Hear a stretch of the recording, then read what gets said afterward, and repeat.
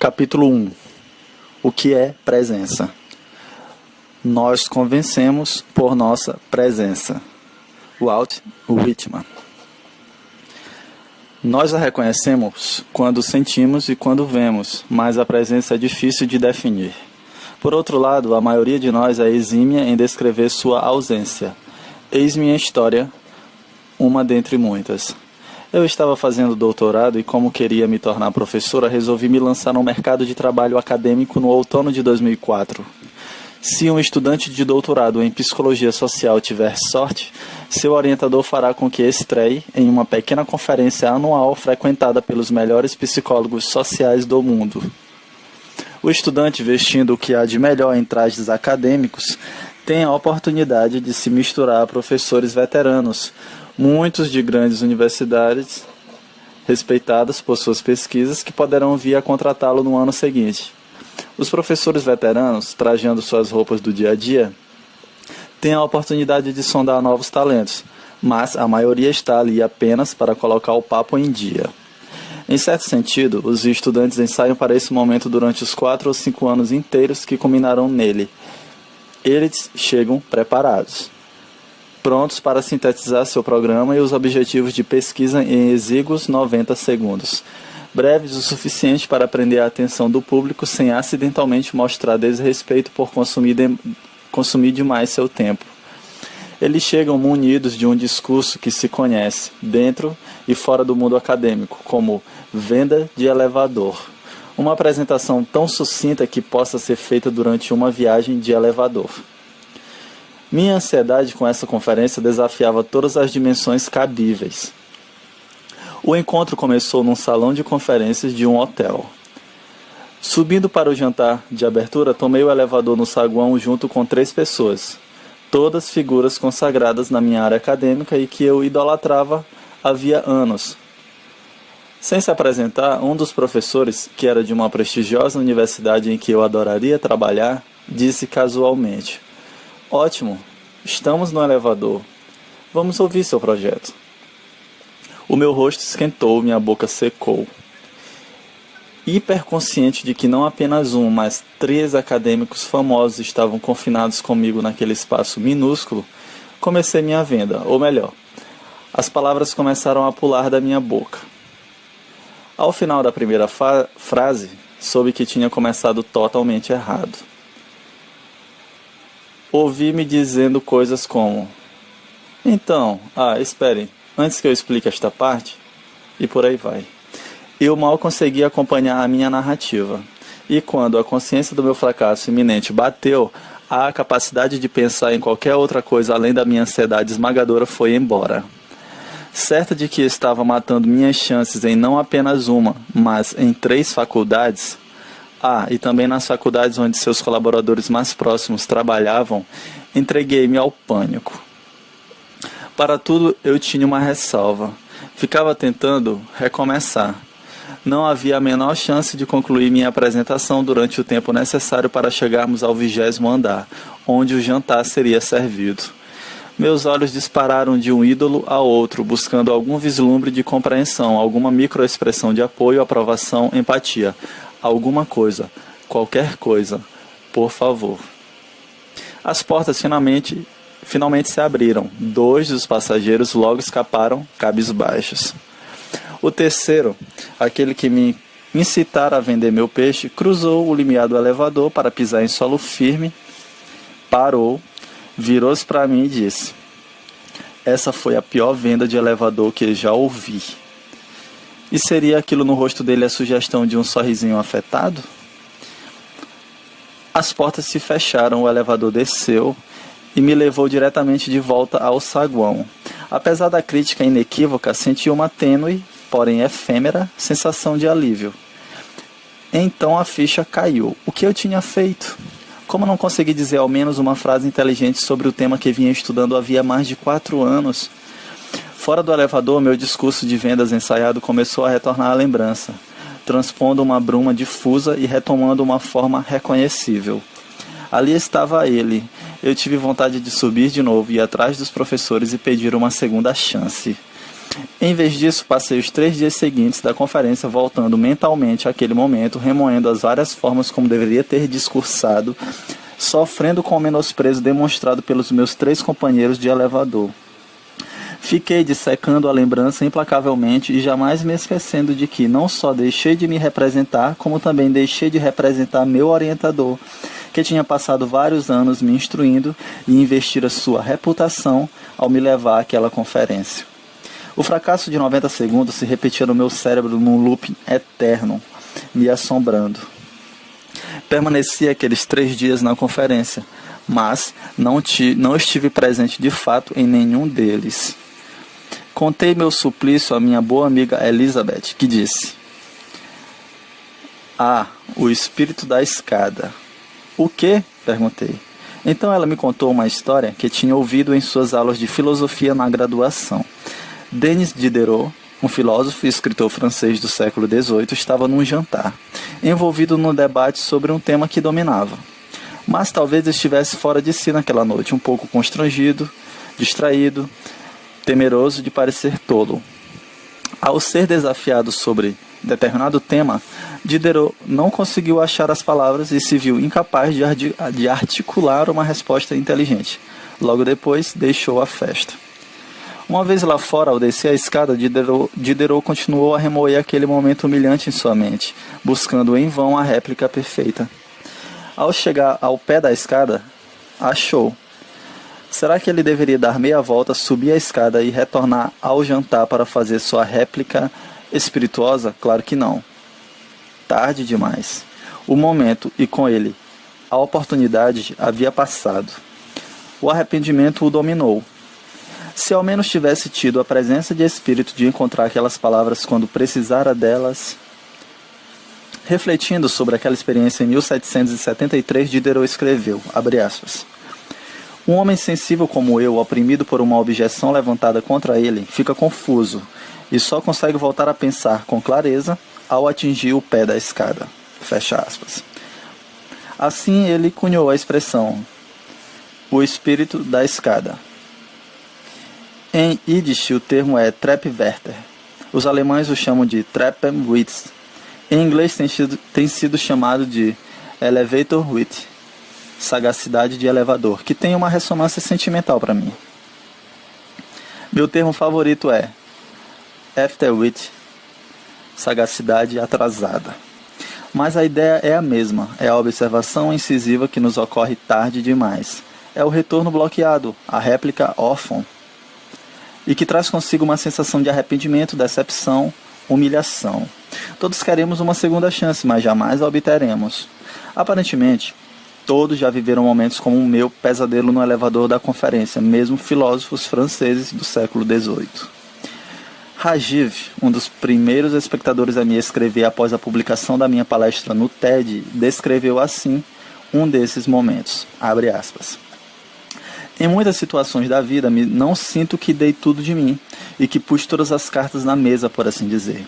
E isso sempre me corrói depois, quando as analiso repetidas vezes na minha cabeça e acaba me levando a sensações de fracasso e fraqueza." Fecha aspas.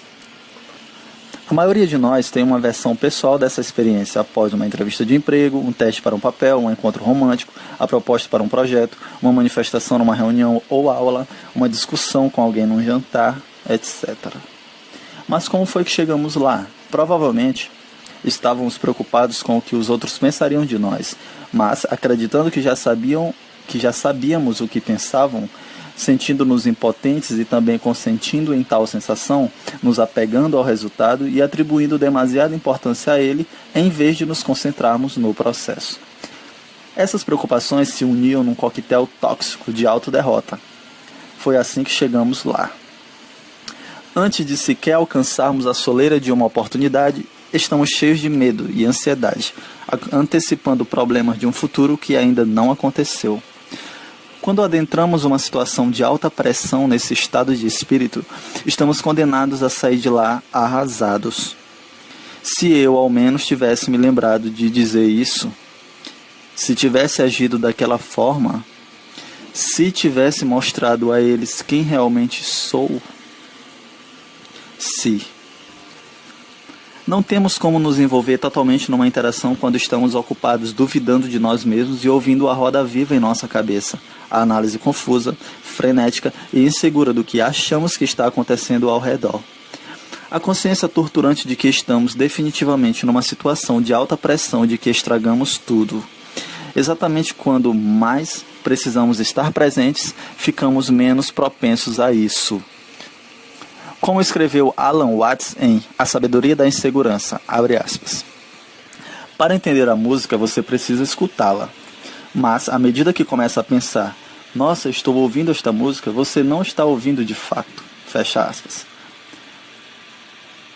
Quando está numa entrevista de emprego pensando, estou numa entrevista de emprego, você não consegue compreendê-la, envolver-se plenamente com o entrevistador, nem apresentar o eu que gostaria de mostrar. Seu eu mais real, brilhante, arrojado e relaxado. Watts descreveu a expectativa ansiosa desses momentos como a busca de um fantasma que vive recuando e quanto mais rápido você o persegue, mais rápido ele dispara na frente. Esses instantes se transformam em assombrações e nós os dotamos do poder de nos assombrar antes, durante e depois. Na próxima vez que se deparar com uma dessas situações tensas, imagine que a enfrenta com confiança e entusiasmo, em vez de dúvida e temor. Imagine-se cheio de energia e à vontade enquanto está ali, livre de seus medos de como os outros poderiam estar julgando você.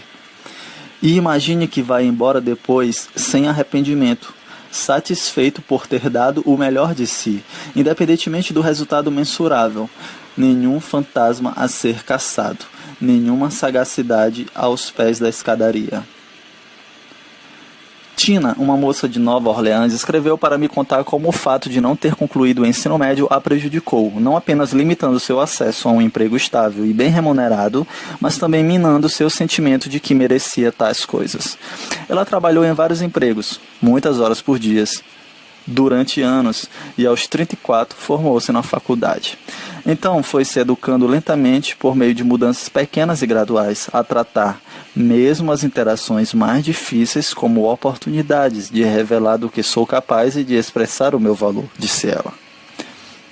Imagine isso. Soa como presença. Os elementos da presença. Vários anos atrás, durante uma reunião do laboratório do meu departamento, tive um momento revelador, que despertou fortemente meu interesse em desvendar a psicologia da presença. Naquele dia, uma estudante visitante, Lakshmi Balachandra, estava pedindo feedback sobre alguns dados novos. Ela vinha investigando a forma como empresários vendiam ideias a investidores em potencial e como esses investidores reagiam. Após analisar meticulosamente vídeos de 185 apresentações para capitalistas de risco, examinando o comportamento verbal e não verbal, Lakshmi acabou obtendo resultados surpreendentes. Os indicadores mais fortes de quem obtinha o dinheiro não eram as credenciais da pessoa ou o teor da apresentação. Eram, na verdade, os seguintes traços: confiança, nível de bem-estar e entusiasmo apaixonado. Os bem-sucedidos não gastavam seus preciosos momentos sob os holofotes preocupando-se com seu desempenho ou com o que os outros pensavam deles. Nenhum espírito da escada os aguardava, porque eles sabiam que estavam dando o melhor de si. Em outras palavras, os que se saíam bem estavam plenamente presentes e sua presença era palpável. Ela se manifestava sobretudo de formas não verbais, por meio de atributos vocais, gestos, expressões faciais e assim por diante. As descobertas nos intrigaram. Será que decisões envolvendo grandes investimentos eram realmente tomadas com base apenas nas impressões sobre a pessoa que faz a apresentação? Tudo se resume a carisma. Tive uma reação nitidamente diferente ao ouvir Lakshmi na reunião do laboratório. Eu desconfiava que aquelas qualidades, confiança, bem-estar, paixão e entusiasmo, sinalizavam algo mais poderoso do que palavras sobre a capacidade do empresário de obter investimentos.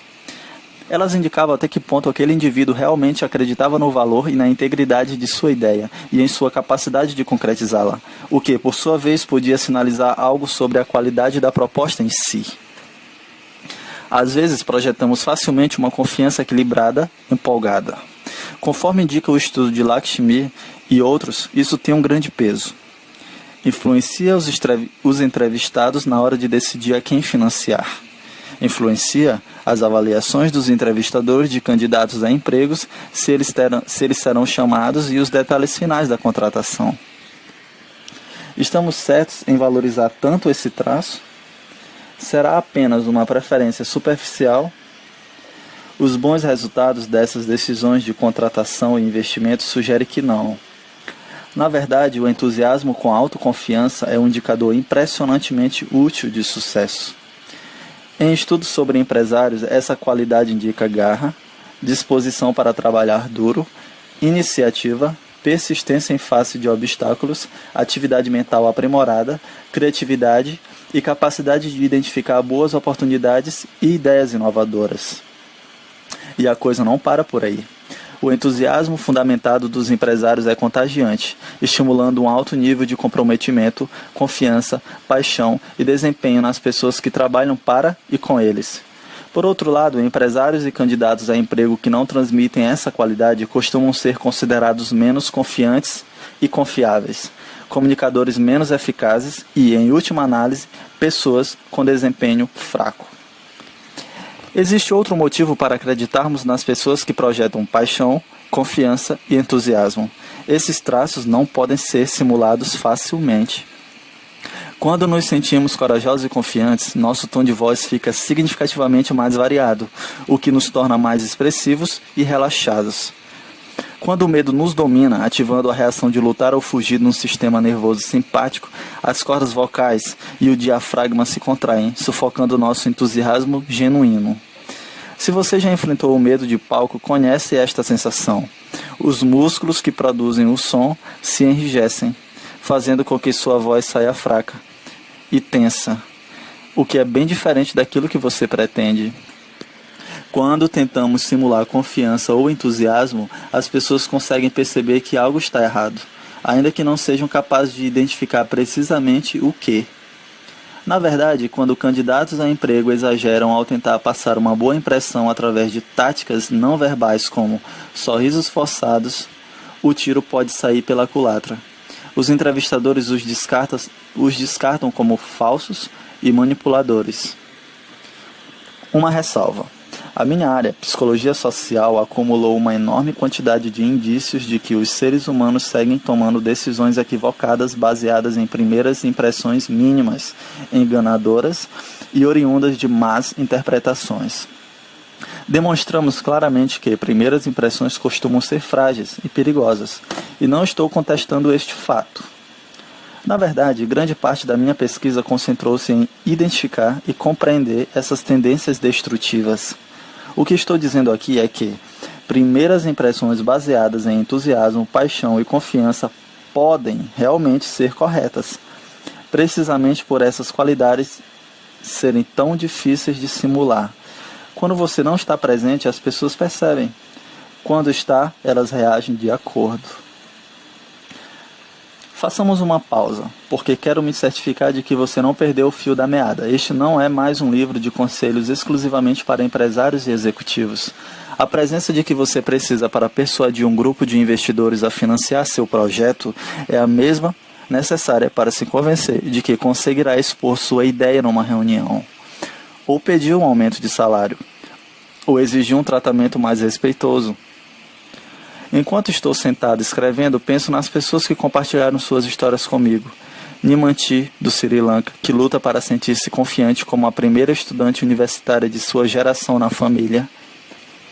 Cedric, do Alabama, que batalha para preservar sua independência após perder a esposa para o câncer enquanto trata dos próprios problemas de saúde. Katerina, da Alemanha, que está se recompondo após sair de um relacionamento abusivo. Udo Foyo, da Nigéria, que tenta superar uma incapacidade física que o impede de ser mais participativo durante as aulas. Nicole, da Califórnia, que busca meios de estimular seus alunos adultos com síndrome de Down. Fariha, de Karachi, que está tentando aproveitar suas novas oportunidades educacionais totalmente inesperadas. Marcos, do Brasil, que está tomando coragem para montar um pequeno negócio familiar. Aleta, de Rochester, que aos poucos recupera sua identidade após uma lesão cerebral traumática.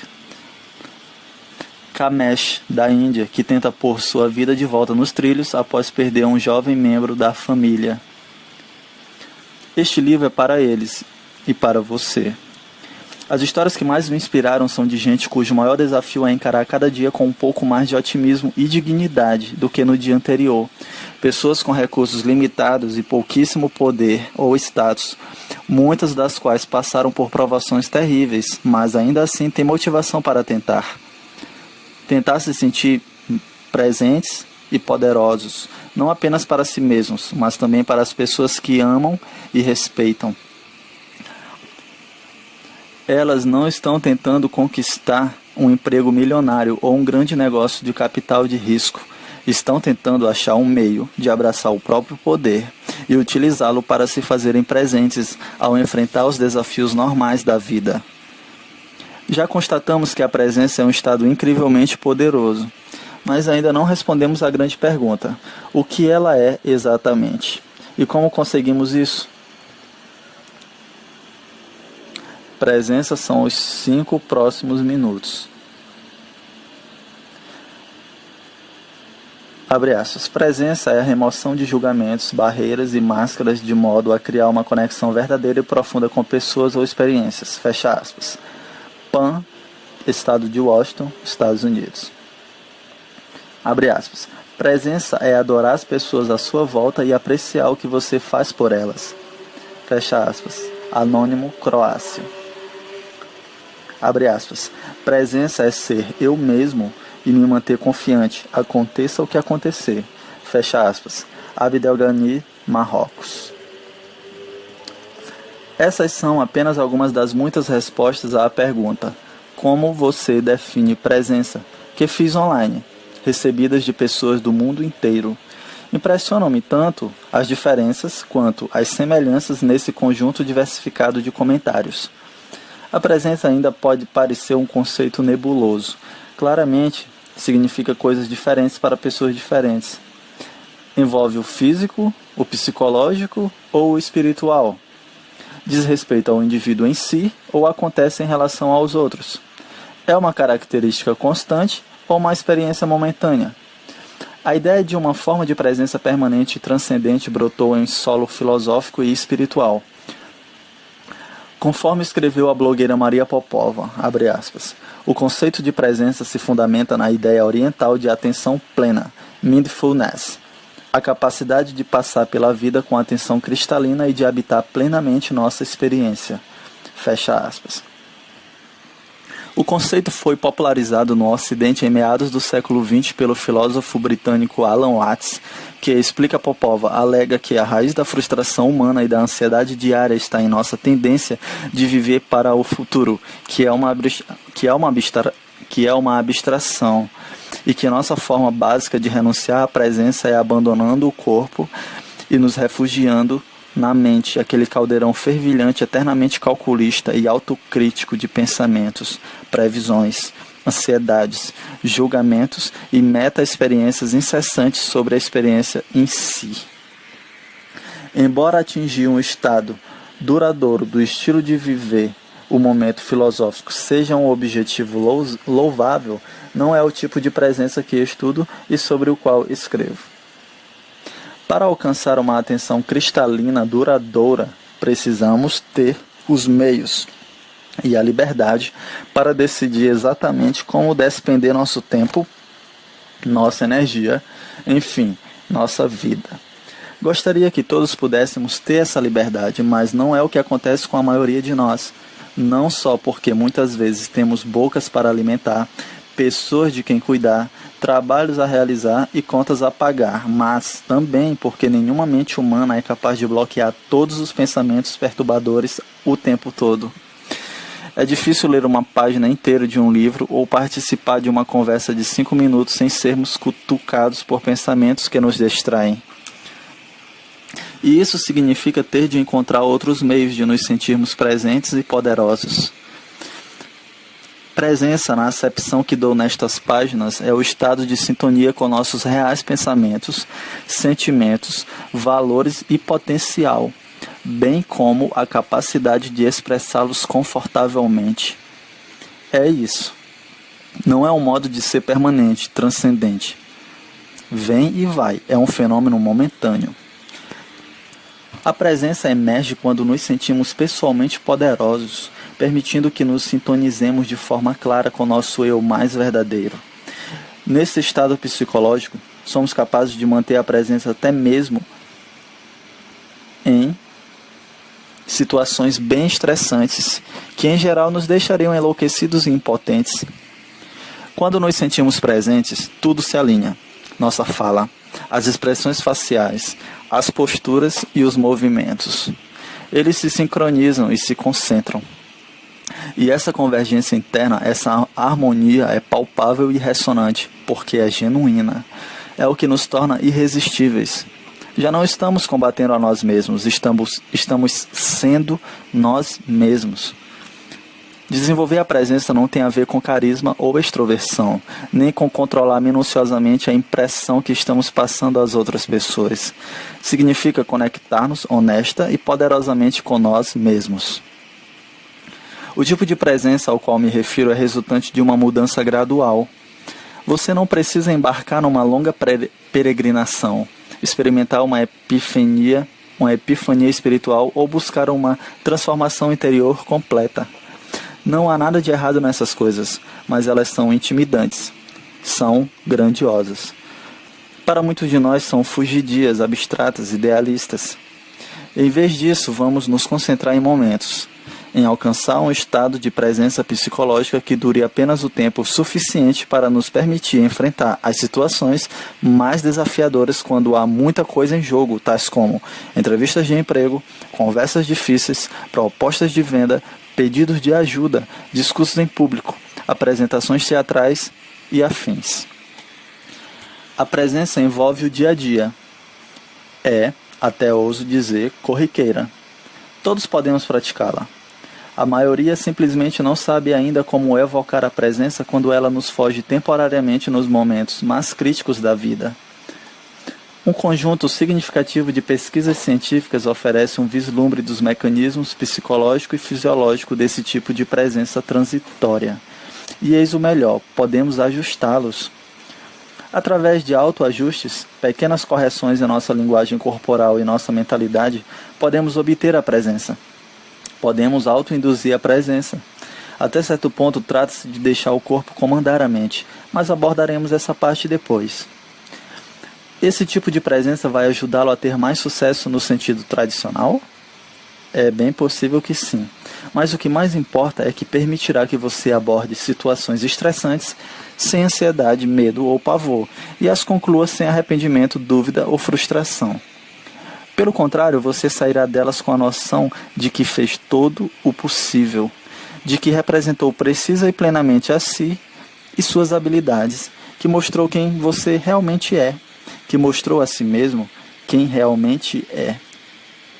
Sempre haverá novos desafios, novas situações incômodas, novos papéis que nos desequilibram e alimentam nossa ansiedade, forçando-nos a reexaminar quem somos e como podemos nos conectar com os outros.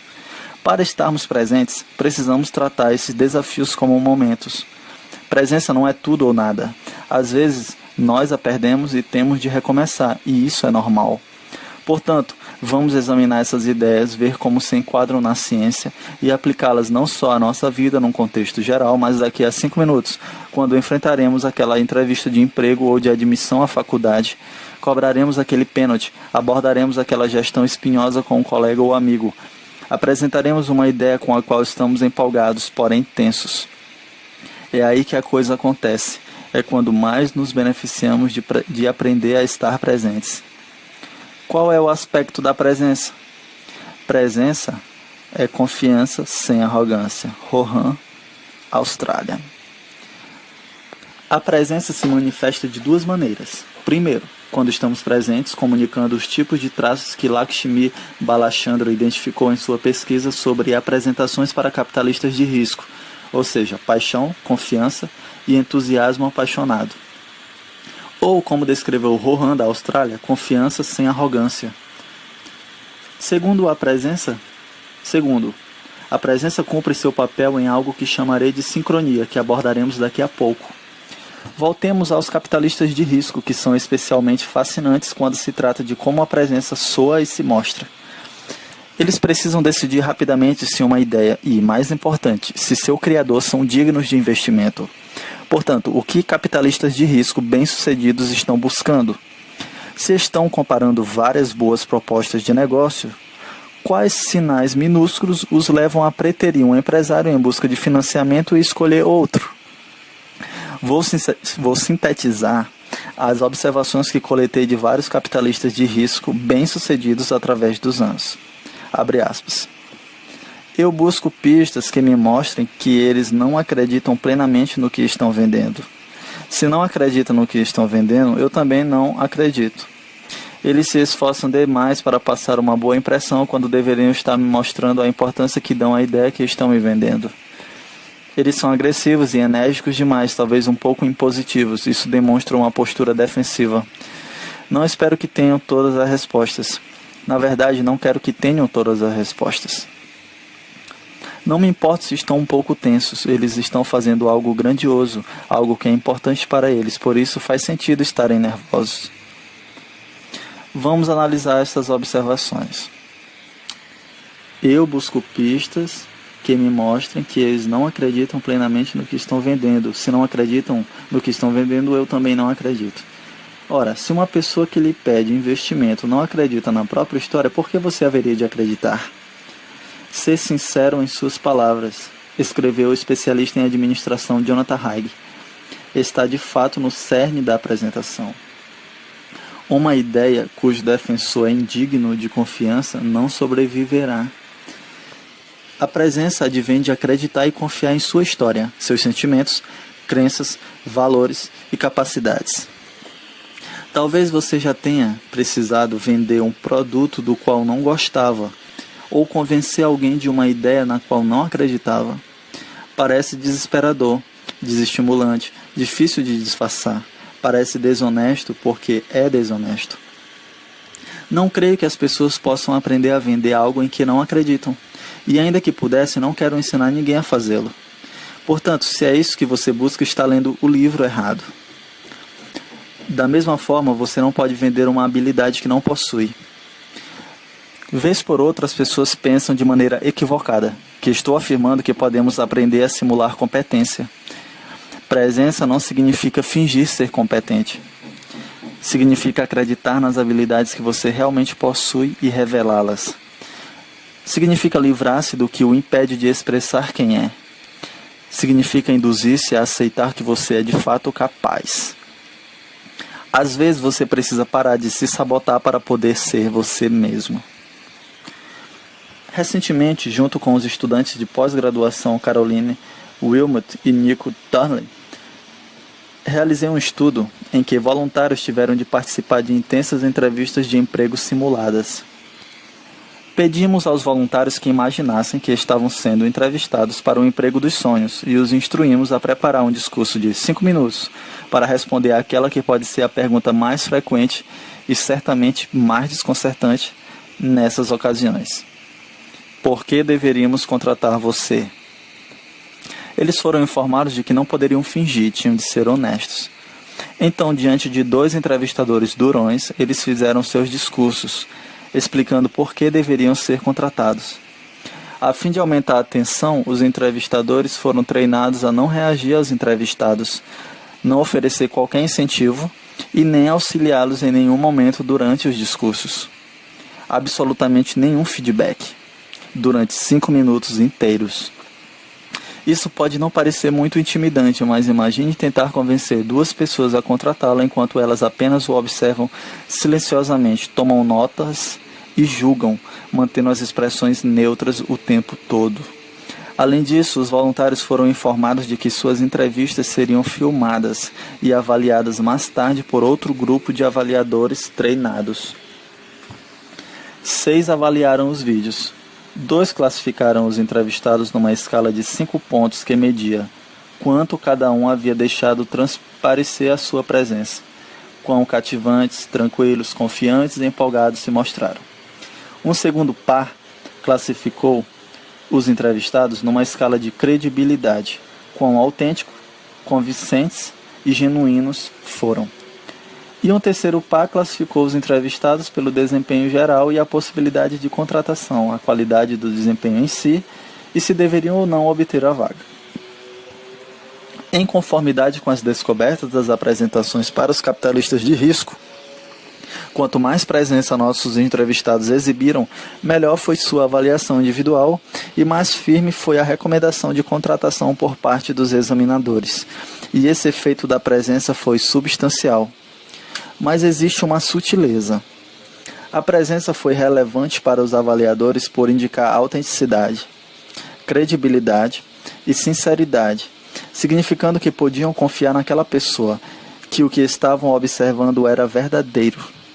Em suma, as qualidades manifestas da presença, confiança, entusiasmo, tranquilidade e capacidade de cativar, são tomadas como sinais de autenticidade e por um bom motivo. Quanto mais somos capazes de ser nós mesmos, maior é a nossa capacidade de nos fazermos presentes, e isso nos torna convincentes. Além disso, perguntamos aos participantes, após as entrevistas, se eles sentiam que tinham dado o melhor de si. Os entrevistados que mostraram mais presença estavam mais satisfeitos com o próprio desempenho. Pareciam sentir que haviam representado a si mesmos da melhor forma possível. Saíram da entrevista com uma sensação de satisfação e não arrependimento, independentemente do resultado. Antes de prosseguir, quero esclarecer o mal-entendido frequente sobre a presença. A crença de que ela está reservada aos extrovertidos. Vamos deixar claro, a presença nada tem a ver com extroversão.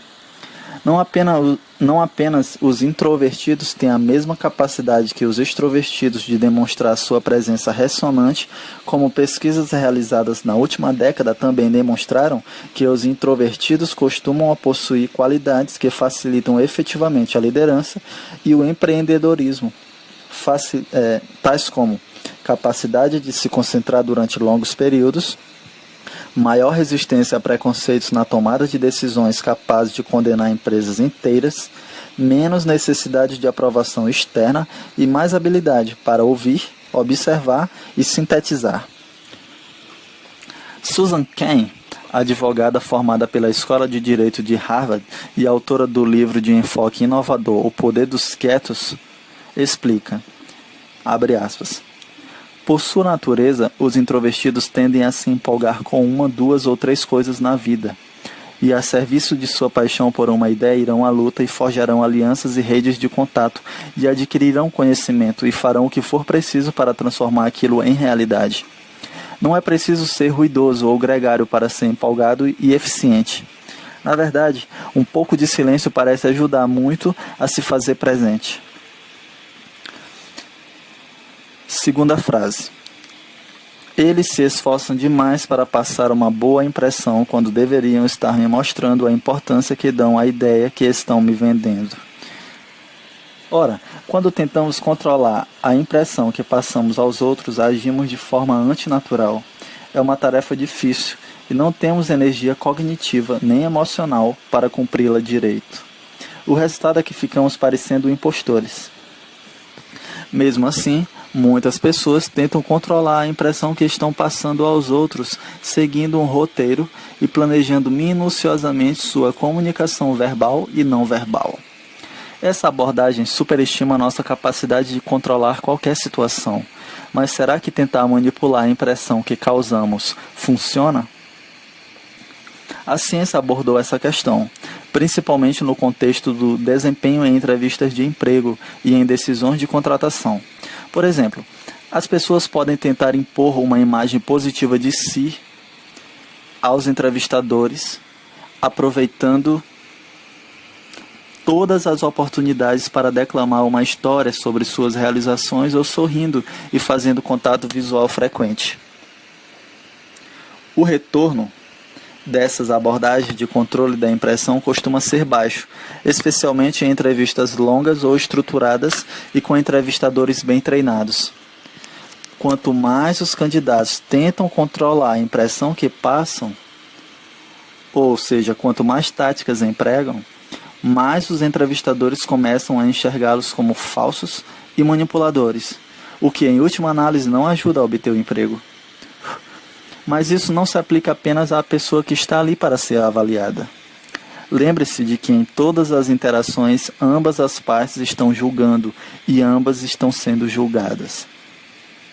Em entrevista de emprego, a maioria de nós pensa no candidato como o único objeto de avaliação, mas os candidatos também avaliam seus entrevistadores.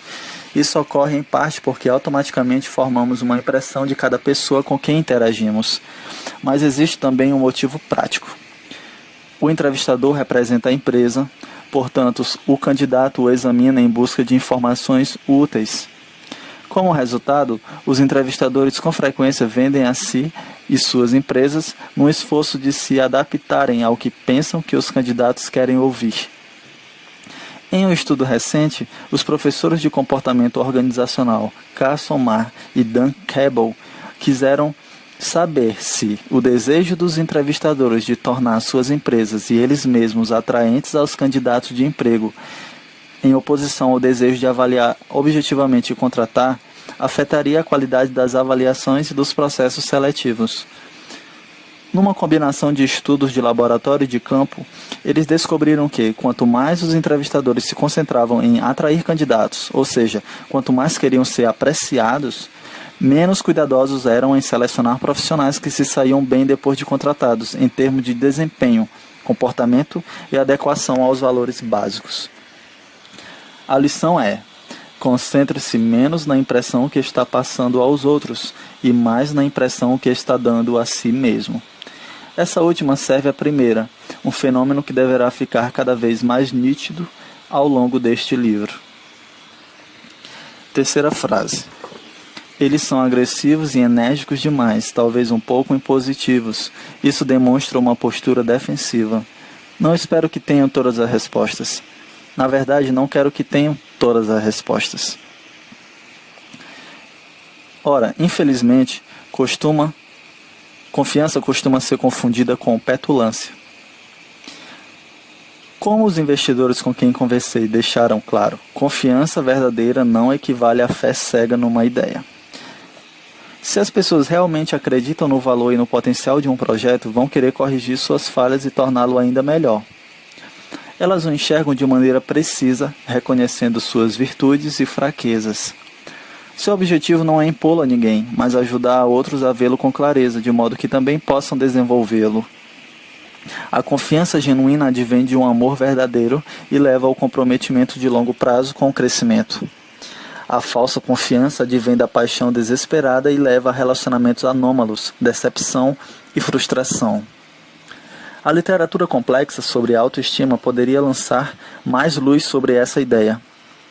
Antes consideradas o antídoto para todos os males da sociedade, as intervenções que visam melhorar a autoestima perderam popularidade nos últimos anos.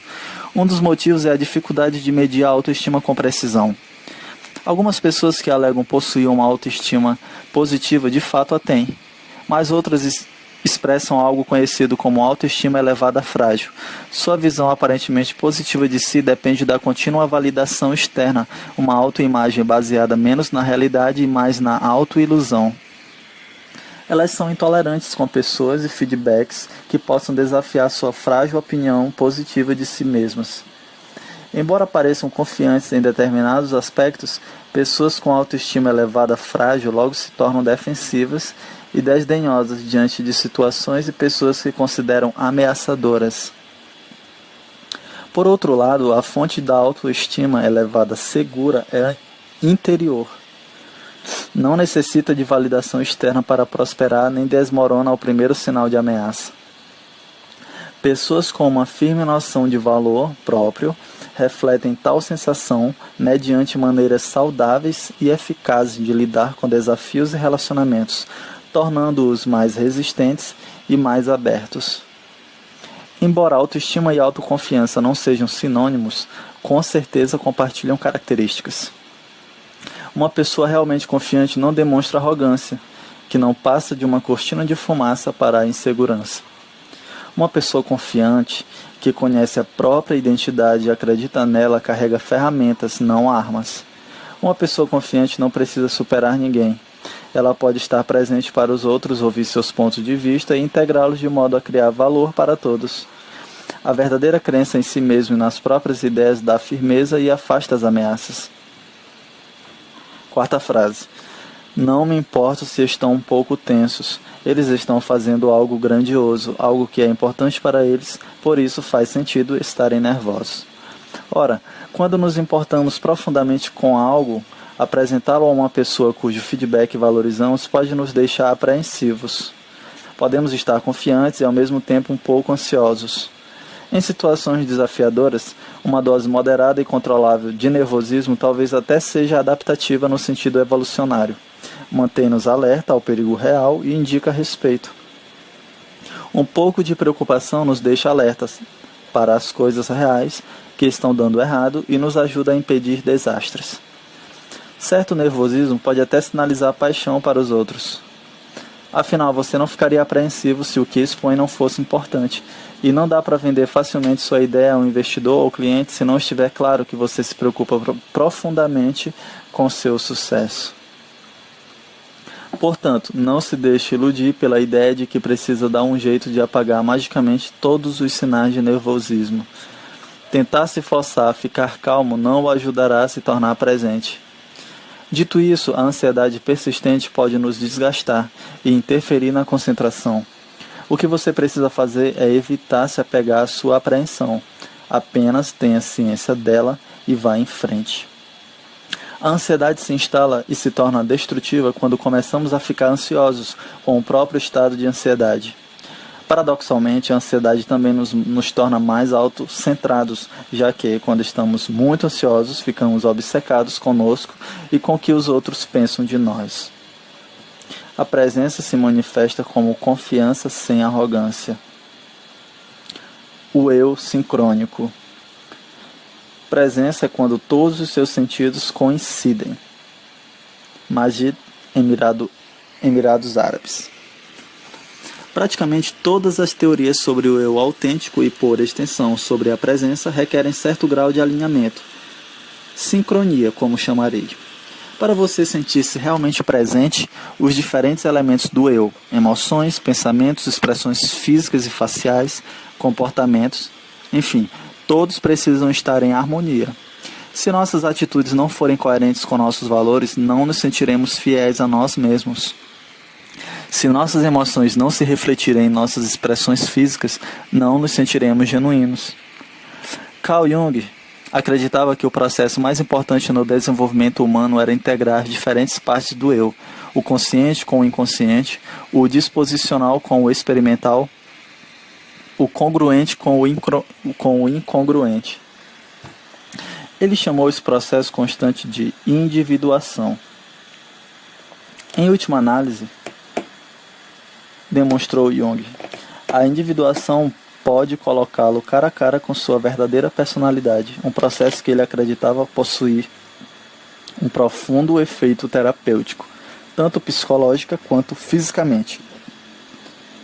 Através da individuação, disse ele, as pessoas se tornam harmoniosas, calmas, maduras e responsáveis. Na psicoterapia analítica junguiana, a individuação é a meta.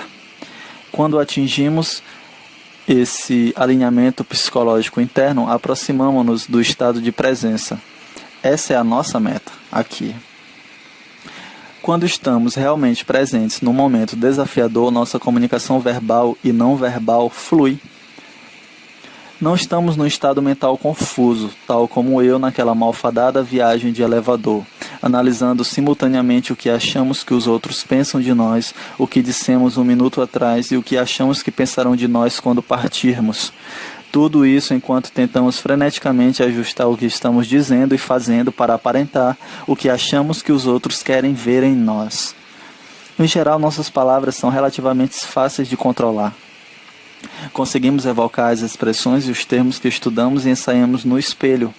É bem mais difícil, e talvez impossível, controlar o restante de nosso maquinário de comunicação, o que nosso rosto, corpo e nossa conduta em geral informam ao mundo.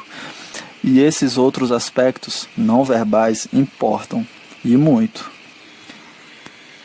Estou convencida de que não foi a palavra que veio primeiro, mas o gesto, declarou a grande bailarina Maya Plisetskaya. Um gesto é compreendido por todos. Você não precisa de mais nada, de nenhuma palavra, completou ela. Embora alguns gestos sejam característicos de determinada cultura, Plisetskaya estava certa. Muitos são de fato universalmente reconhecidos, independentemente do idioma falado. Quando estamos exprimindo uma emoção genuína, nossos sinais não verbais tendem a seguir padrões previsíveis. Os principais testes da universalidade das expressões das emoções foram conduzidos pelo pesquisador pioneiro Paul Ekman, que vem estudando as emoções por mais de 50 anos, juntamente com os psicólogos Carol Izard e Wallace Friesen. Viajando ao redor do mundo e visitando lugares como Bornéu e Papua Nova Guiné, eles descobriram que pessoas em toda parte de culturas letradas ou semiletradas mostravam um alto grau de reconhecimento de expressões faciais. Em outras palavras, não precisamos da linguagem verbal para interpretar as expressões do outro. De fato, existe agora um forte consenso quanto à universalidade de ao menos 9 emoções: raiva, medo, repulsa, felicidade, tristeza, surpresa, desprezo, vergonha e orgulho. Nossas expressões faciais vocalizadas e até postura e movimentos tendem a se harmonizar, comunicando assim informações sociais importantes sobre quem e o que merece nossa confiança, o que deve ser evitado e assim por diante. Essas expressões emocionais são universais. Em praticamente todas as sociedades no mundo parecem iguais. Imagine que, certo dia, você pergunta a uma amiga como foi o trabalho e ela lhe relata algo que a deixou bem zangada. A expressão corporal dela vai acompanhar as palavras. Sua testa vai ficar franzida, seus olhos talvez ganhem um brilho ardente, seus lábios ficarão contraídos, sua voz ganhará um tom mais grave e poderá aumentar de intensidade. A parte superior do corpo tenderá a se inclinar para a frente e seus gestos se tornarão bruscos e tensos. Alguém que está cantando uma cantiga de niná deve parecer e soar bem diferente. Do contrário, estará inadvertidamente sinalizando algum tipo de conflito interno, ou seja, há uma grande chance de a pessoa não estar totalmente feliz ao cantar aquela cantiga. Negativa ou positiva, a emoção é autêntica, e assim suas manifestações pelos canais não verbais e verbais estão sincronizadas. Outra forma de entender a sincronia que ocorre quando somos autênticos é olhar a assincronia, que se manifesta quando não somos. A mentira tem o potencial de nos revelar muita coisa sobre por que a presença leva ao comportamento sincrônico. Comecemos pela pergunta: como você sabe se o indivíduo está mentindo? Se você for como a maioria das pessoas, sua primeira resposta será algo como: mentirosos não fazem contato visual. Numa pesquisa com 2.520 adultos em 63 países, 70% dos entrevistados deram essa resposta. As pessoas também costumam listar outros sinais supostamente reveladores da mentira, tais como inquietude, nervosismo e divagação.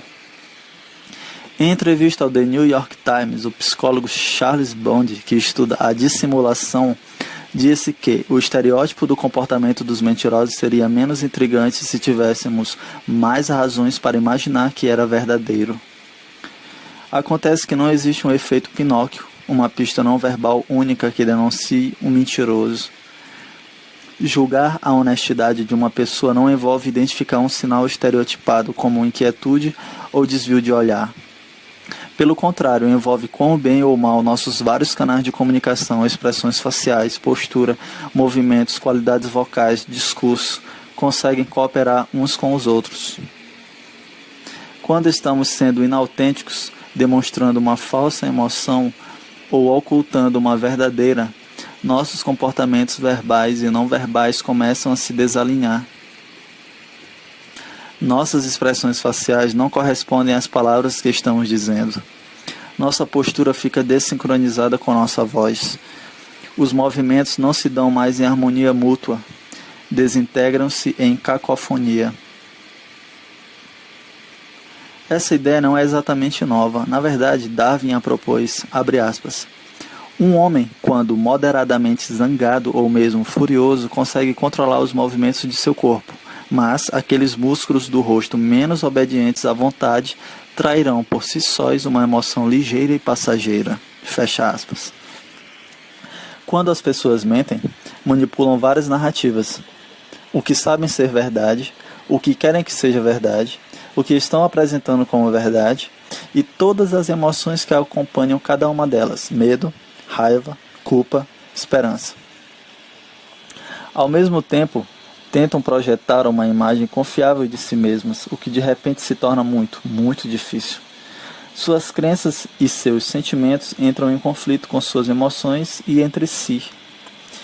Gerenciar todo esse conflito, consciente e inconsciente, psicológico e fisiológico, afasta as pessoas do momento. Em termos simples, mentir ou ser inautêntico é uma tarefa difícil. Estamos contando uma história enquanto suprimimos outra, e como se isso já não fosse suficientemente complicado, a maioria de nós sente culpa por fazê-lo, a qual também tentamos suprimir. Simplesmente não temos a capacidade mental de controlar tudo isso sem deixar algum furo, sem vazamento. Mentira e vazamento andam de mãos dadas. Na verdade, o meio de entender os indicadores clássicos da mentira é que eles são simplesmente sinais comuns de vazamento. Conforme explica a psicóloga social e especialista em detecção de mentiras, Leanne Ten Brink, abre aspas. Os indivíduos impostores precisam sustentar sua duplicidade, adulterando as expressões emocionais em concordância com a mentira e suprimindo o vazamento de suas emoções verdadeiras. Por exemplo, um funcionário mentiroso precisa expressar tristeza de maneira convincente ao explicar ao chefe que precisará faltar ao trabalho para ir ao funeral da tia em outra cidade, suprimindo simultaneamente a empolgação com seus planos reais de prolongar um feriado com amigos. Em seu popular livro Telling Lies, o especialista em emoções Paul Ekman afirma que as mentiras inevitavelmente vazam e que é possível aprender, mediante amplo treinamento, a detectar tais vazamentos observando as expressões faciais e outros comportamentos não verbais. Ele aponta que deveríamos procurar especificamente incongruências entre o que as pessoas estão fazendo e o que estão dizendo. Para estudar isso, Ten Brink e seus colegas analisaram quase 300 mil frames de vídeo mostrando pessoas que expressavam remorso verdadeiro ou falso por transgressões reais. Aquelas que expressaram remorso verdadeiro apresentaram reações emocionais fluidas em seus comportamentos não verbais e verbais. Já o remorso simulado pareceu instável e caótico. As pessoas expressaram uma variedade mais ampla de emoções conflitantes, além de interrupções e hesitações bem menos naturais. Os pesquisadores descreveram essas demonstrações inautênticas como emocionalmente turbulentas. Um dos estudos mais fascinantes sobre a psicologia da dissimulação foi realizado pela psicóloga de Harvard, Nancy Etikoff, e seus colegas. Eles descobriram que não somos muito melhores do que o acaso em detectar mentiras corretamente, embora a maioria se julgue exímia nisso. Etikoff levantou a hipótese de que isso talvez ocorra porque, quando tentamos detectar a dissimulação, prestamos demasiada atenção à linguagem, ao conteúdo do que alguém está dizendo. Etikoff decidiu examinar um grupo de pessoas incapazes de atentar para a linguagem, pessoas com afasia, um distúrbio de processamento da linguagem que prejudica profundamente a capacidade do cérebro de compreender palavras. Nesse estudo específico, todos os afásicos tinham lesões extensas no hemisfério cerebral esquerdo, região fortemente associada à linguagem, à compreensão e à produção da fala. Etikoff comparou aquelas pessoas com outras com lesões extensas no hemisfério cerebral direito, não associado à linguagem, compreensão e produção da fala, e também com participantes saudáveis que não sofreram nenhuma lesão. Todos eles assistiram a um vídeo de 10 desconhecidos falando. Os desconhecidos falaram 2 vezes. Em um vídeo, mentiram. No outro, contaram a verdade. Os afásicos, incapazes de processar com eficácia as palavras ditas nas confissões, saíram-se bem melhor do que os dois outros grupos na hora de detectar os mentirosos, um indício de que atentar para palavras poderia paradoxalmente prejudicar nossa capacidade de detectar mentiras. Validando essas descobertas, Tim Brink e seus colegas mostraram em 2 experimentos recentes que os seres humanos, assim como seus companheiros primatas, são melhores na detecção de mentiras quando recorrem a regiões inconscientes da mente. As partes conscientes compreensivelmente se concentram na linguagem e são enganadas por mentiras. Essas descobertas sugerem que quanto mais conscientemente nos concentramos nas pistas verbais que supomos sinalizarem inautenticidade, menores as nossas chances de percebermos os sinais não verbais que de fato a revelam. Está claro que é bem mais fácil mentir com palavras do que com sinais físicos que acompanham o que estamos dizendo. Por outro lado, quando estamos conscientemente em busca de sinais de mentira ou verdade, prestamos muita atenção às palavras e pouca atenção à gestalt não verbal do que ocorre. Fazemos o mesmo quando escolhemos como nos apresentar. Prestamos atenção exagerada nas palavras que estamos dizendo e perdemos de vista o que o restante de nosso corpo está fazendo, o que por si só já nos coloca fora de sincronia. Quando paramos de tentar controlar todos os detalhes, a Gestalt entra em cena. Funciona.